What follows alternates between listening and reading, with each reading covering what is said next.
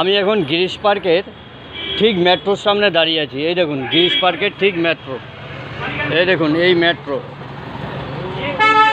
মেট্রোর ঠিক অপোজিটে এই দেখুন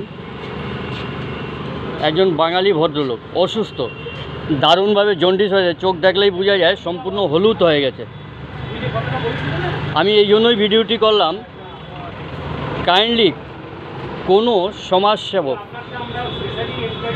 সমাজসেবক যদি আমার এই ভিডিওটি দেখুন, তবে আপনারা যেভাবেই হোক 24 ঘন্টার মধ্যে, আজকে 10 তারিখ, 10 ফেব্রুয়ারিতে আমি এই ভিডিওটি করলাম, এই 10 ফেব্রুয়ারি থেকে যেন 11 ফেব্রুয়ারি 12 ফেব্রুয়ারি যত তাড়াতাড়ি পারেন আপনারা নিয়ে যাবেন, যত তাড়াতাড়ি আপনারা নিয়ে যাবেন এই ব্যক্তিকে, কারণ জন্ডিস হয়েছে, খুবই অবস্থা খারাপ। তাই রিকোয়েস্ট আমার চ্যানেল থেকে হাত জোর করে বলছি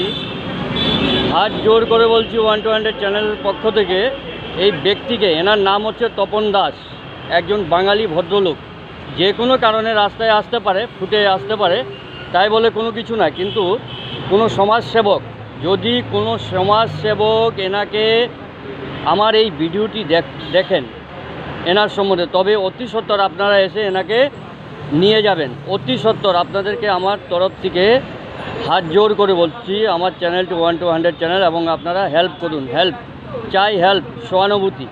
বাঙালি সমাজের জন্য বাঙালি লোকেই দাঁড়ান, যে কেউ দাঁড়াতে পারে, আসুন, হাত জোর করে বলছি, আপনারা যেভাবেই হোক এনাকে নিয়ে যাবেন এখান থেকে। অসুস্থ ভদ্রলোক ভালো হয়ে যাবে, ইনিও একজন সমাজের ব্যক্তি, এনাকে বাঁচানো আমাদের খুবই দরকার। দাদা কাইন্ডলি কোনো সেবা প্রতিষ্ঠান যদি আমার ভিডিওটি দেখেন, অতি সত্বর এনাকে নিয়ে যাবেন। গিরিশ পার্কের ঠিক মেট্রোর ঠিক অপোজিটে 272 এ বিল্ডিংয়ের ঠিক সামনে, নাম আছে তপন দাস। হ্যাঁ, তপন দাস বলে, এবং তপন দা বলে অনেকে জানে।